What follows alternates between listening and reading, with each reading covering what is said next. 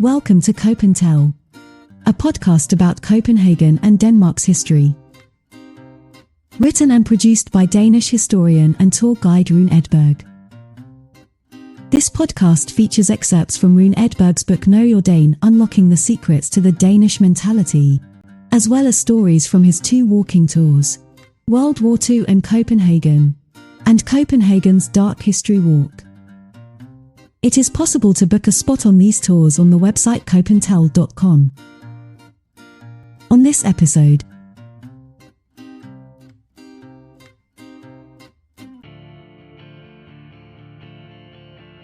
the Danish free spirit.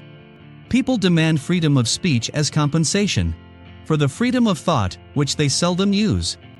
Quote by Søren Kierkegaard. Following the European Youth Revival launched in France in 1968, Denmark became known as a country that highly values personal liberty. In 1969, the country became the first in the world to release film pornography. In 1971, hippies occupied military barracks and created the world-famous sanctuary, Christiania. In 1989, Denmark was also the first country that allowed registered partnerships between people of the same gender. Uncomfortable with ultimate authorities, the Danes experienced the revelation of the Enlightenment movement later than other European states and countries. However, the movement has had a tremendous influence on the population's norms, values, and opinions, as well as on Danish society. Democracy gave the Danes the ability and opportunity to express their opinions with the freedom of speech, as well as the right to choose their own religion. This, combined with the Danish humor and the law of Janty, have contributed to the Danes' lack of enthusiasm for ultimate authorities, rules, and truths, leading the Danes to question them, make fun of them, and criticize them. This tradition is also rooted in the loss of Norway and the German Duchess, after which Denmark was left with an almost homogeneous population with the same background, language, values, norms, and ideals. The country closed itself off for a period, leading to the Danes sharing several common values and ethical attitudes that posed questions to ultimate authorities, religious or otherwise. Copenhagen Pride. Another aspect of the Danish free spirit is the annual event Copenhagen Pride, which originated in 1996, and whose focus is on LGBT groups and minority groups' challenges and human rights. Over the years, it has evolved into a popular festival in Copenhagen, where, in 2017, there were 25,000 people actively taking part in the parade, while 300,000 people followed as spectators. The parade always ends at City Hall Square in Copenhagen with a big show. The vision of Copenhagen Pride is to create a world where everyone can love and live freely and safely. The Copenhagen Pride mission statement is as follows. Copenhagen Pride is an alternative organization which values inclusion. We are politically active and strive to influence both public opinion and debate. Our flagship is the annual Copenhagen Pride Week in August, which is a celebration of the LGBTQIA community in the shape of a human rights festival with safe spaces and an environment where people are free to express themselves. Copenhagen Pride is politically independent and not affiliated with any political party. Next to Radhuspladsen, City Hall Square, there is also Regnbuepladsen, the Rainbow Square, which marks minority rights and is also focused on LGBT rights. Despite the challenges of the Danish free spirit in recent years, Copenhagen Pride is an example of diversity and cohesion, which a large part of Copenhagen's population supports. However, critics say the events are becoming too commercialized, with the focus being on big sponsored deals instead of on helping minority groups more. The gates to the dark history of Copenhagen are open once again.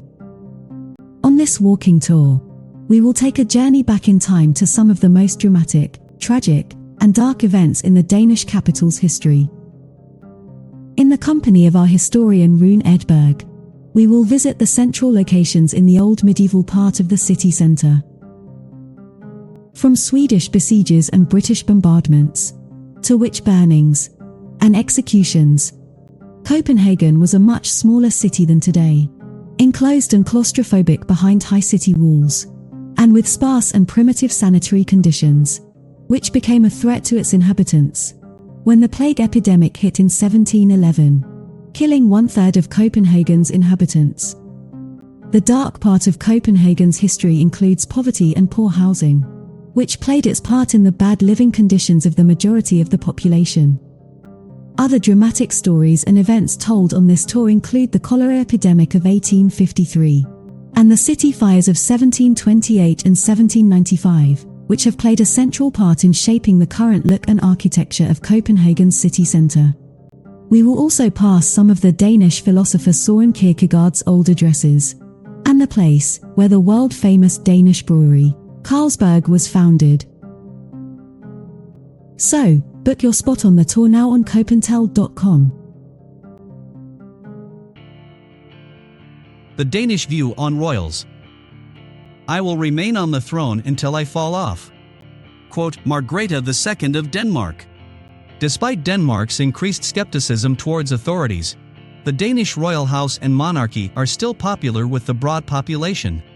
70% of the population supports this institution, and only 15% wants it to be abolished. The Danes' view on taxes. One of the areas that foreigners may wonder about is the relatively high tax burdens that help fund the well-being of society, such as hospitals, schools, and the like. A survey from 2016 shows that a large majority of Danes are happy to pay their taxes in exchange for the social contract, which ensures they will always have free medical care, education, and elderly care. The Danes' view on science. It is not just the public opinion of religious and political authorities that has declined. The Danish view on health authorities, like doctors and researchers, has also declined in recent years. This is due, among other things, to Danes increasingly finding their information online, and specifically seeking out the information that supports their own views. The Danish skepticism for research in a wide range of scientific fields, such as traffic research, climate change, and medicine, has increased in recent years. However, it is not Danish's belief in science that has been weakened, but rather their belief that the use of scientific material and facts by politicians is real, despite any scientific evidence and documentation to the contrary.